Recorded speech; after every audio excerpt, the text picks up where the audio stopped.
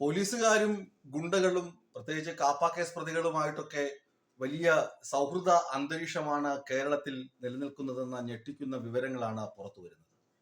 ഞാൻ പറഞ്ഞു വരുന്നത്, ഒരു സ്പായിൽ സ്ത്രീകൾ അവരുടെ അഭിവൃദ്ധിക്ക് വേണ്ടി സ്വയം സംരംഭമായി തുടങ്ങിയ തിരുവല്ലയിലെ ഒരു സ്പായിൽ നടന്ന സംഭവം നിങ്ങളൊക്കെ അറിഞ്ഞു കാണും. അവിടെ മരണ സുബിൻ എന്ന് പറയുന്ന ഒരാൾ കാപ്പ കേസ് പ്രതിയാണ്. അയാൾക്കെതിരെ കൊലക്കേസ് ഉൾപ്പെടെ 11 കേസുകളുണ്ട്. അയാളുടെ പേരൊക്കെ കേട്ടിയാൽ ഞെട്ടും. സുബിൻ അലക്സാണ്ടർ ചാക്കോ എന്നാണ് അയാളുടെ മുഴുവൻ പേര്. ആ പേരൊക്കെ കേട്ട് കഴിഞ്ഞാൽ ഗമണ്ടൻ പേരാണ്, ഒരു വില്ലന് ചേർന്ന പേരൊക്കെ തന്നെയാണ്. ഇയാൾ തിരുവല്ലയിൽ മഞ്ഞാടിയിലുള്ള ഒരു സ്പായിൽ, സ്ത്രീകളാണ് അതിന്റെ ഓണർഷിപ്പും സംരംഭകരും, അവർ കുറച്ചുപേർ ചേർന്നാണ് ഇത് നടത്തുന്നത്. അവിടേക്ക് കടന്നു കയറിയിട്ട് ആവശ്യപ്പെട്ടത് 1.5 ലക്ഷം രൂപയാണ്. അപ്പോ അത്രയും കാശ് കൊടുക്കാനില്ല എന്ന് സാധാരണഗതിയിൽ യുവതികൾ പറയുമല്ലോ.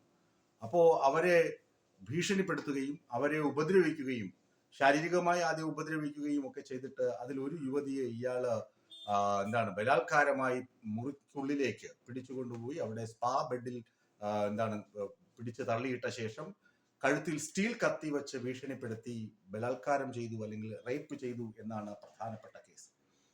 ആദ്യം ആ സ്ത്രീകൾ പരാതി പറയാൻ ഭയമായിരുന്നു. ചില നല്ല പോലീസ് ഉദ്യോഗസ്ഥർ എന്ന് പറഞ്ഞു പരാതി പറയണം, നിങ്ങൾ പരാതി കൊടുക്കണം. അങ്ങനെ പരാതി പറഞ്ഞതിന്റെ അടിസ്ഥാനത്തിൽ ഈ സുബിനെ പിടിക്കാൻ പോയ പോലീസ് ഉദ്യോഗസ്ഥർക്ക് SIയും അതുപോലെ തന്നെ CPO SI ഉണ്ണികൃഷ്ണനും CPO അഭിലാഷിനും നായ്ക്കളുടെ മാന്ത് ഏൽക്കേണ്ടി വന്നു. അവര് ഇഞ്ചക്ഷനും എടുക്കുന്നുണ്ട്. ഇങ്ങനെ ഒരു ഗുണ്ട അല്ലെങ്കിൽ ഒരു കാപ്പ കേസിലെ പ്രതി സമൂഹത്തെ ഒന്നടങ്കം, ഒരു പ്രദേശത്തെ ആകെ അടക്കി ഭരിക്കുന്നത്, ഇത് കേരളമാണ്. മുംബൈയിലൊക്കെ നമുക്ക് പണ്ട് ആദ്യ നാളുകളിൽ ഇറങ്ങിയ മോഹൻലാൽ ചിത്രമുണ്ടല്ലോ, അഭിമന്യു, അങ്ങനെയൊക്കെ തുടങ്ങിയ ചിത്രങ്ങളിൽ മുംബൈ അധോലോകം കണ്ടിട്ടുണ്ട്. പിന്നീട് വന്ന ചില ഹിന്ദി ചലച്ചിത്രങ്ങളിലൊക്കെ കണ്ട് പരിചയിച്ചവർ മാത്രമാണ് കേരളത്തിലെ ആളുകൾ. അല്ലാതെ ഇങ്ങനെ ഒരു ഗുണ്ടാരാജ് അല്ലെങ്കിൽ ഹഫ്ത പിരിവ്, നിർബന്ധിത പിരിവ്, ഇതൊക്കെ നമ്മുടെ കേരളത്തിലും നടക്കുന്നുണ്ട് എന്നതാണ് വാസ്തവം. പല മാർക്കറ്റുകളിലും ഇങ്ങനെയുണ്ട്. അത് മീറ്റർ പലിശയാണ്. അതുപോലെ ഇവിടെ ഈ സംരംഭം നടത്തുന്ന സ്ത്രീകളിൽ നിന്ന് ഇയാൾക്ക് കാശ് വേണം. ഒടുവിൽ അവിടെ വന്ന ഒരു ഇടപാടുകാരൻ, ആയുർവേദ സ്പായാണ്, അവിടെ ചികിത്സാർത്ഥം എത്തിയ ഒരാളുടെ ഒപ്പം നിർത്തി നഗ്ന വീഡിയോയും പകർത്തിയാണ് ഈ ഗുണ്ടകൾ അവിടെ നിന്ന് പോയത്. പോകുന്ന പോക്കിൽ മറ്റൊരു ജീവനക്കാരിൽ നിന്ന് 2500 രൂപ പിടിച്ചു വാങ്ങാനും ഇവർ മറന്നില്ല. കേസിലാകെ 6 പ്രതികളാണുള്ളത്. അതിൽ 2 പേരെ അറസ്റ്റ് ചെയ്തു. 4 പേരെ ഇന്നോ നാളെയോ ഒക്കെ അറസ്റ്റ് ചെയ്യുമെന്ന് പോലീസ് പറയുന്നു. ഒടുവിൽ പോലീസ് ഇതിന്റെ ഇഴകീറി പരിശോധിച്ച് അന്വേഷിച്ചു പോയപ്പോ ചില പോലീസ് ഉദ്യോഗസ്ഥർക്ക് ഈ ഗുണ്ടകളുമായി ഒരു ബന്ധം, അവരുടെ കയ്യിൽ നിന്ന്, ഗുണ്ടകളുടെ കയ്യിൽ നിന്ന് പിരിവെടുക്കുന്ന അല്ലെങ്കിൽ പൈസ വാങ്ങുന്ന പോലീസ് ഉദ്യോഗസ്ഥർ ഉണ്ട് എന്നതാണ് സേനയ്ക്ക് ലഭിച്ച രഹസ്യ വിവരം.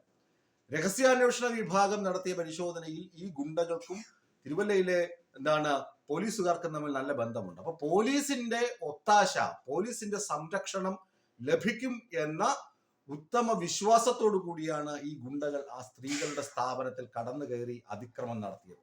ഇത് എത്രമാത്രം, ഞാൻ പറഞ്ഞു വരുന്നത്, പ്രതിപക്ഷ നേതാവും പ്രതിപക്ഷ പാർട്ടികളും ഒരു സൈഡിൽ കൂടി ഇല്ലാത്ത കാര്യങ്ങൾ പറഞ്ഞു നടക്കുന്നുണ്ട് സർക്കാരിനെ കരിവാരിത്തയ്ക്കാൻ വേണ്ടി. പക്ഷേ ഇത്തരം റിയൽ ഇഷ്യൂസ്, റിയൽ സംഭവങ്ങൾ സംസ്ഥാന സർക്കാരിന്റെ പ്രതിച്ഛായയ്ക്ക് മങ്ങലേൽപ്പിക്കും എന്നതിൽ ഒരു തർക്കവുമില്ല. ഇതിനകത്ത് എത്ര ന്യായവാദം നിരത്തിയാലും ഇങ്ങനെയൊന്നും സംഭവിച്ചിട്ടില്ല, നമ്മുടെ നാട്ടിൽ ഇങ്ങനെയൊന്നും സംഭവിക്കില്ല എന്നൊക്കെ ആരൊക്കെ ന്യായവാദം നിരത്തിയാലും പോലീസ്, ക്രിമിനൽ, ഇവർ തമ്മിലുള്ള സൗഹാർദ്ദപരമായ അന്തരീക്ഷം നിലനിൽക്കുന്നുണ്ട്. പോലീസിനുള്ളിൽ ക്രിമിനലുണ്ട്.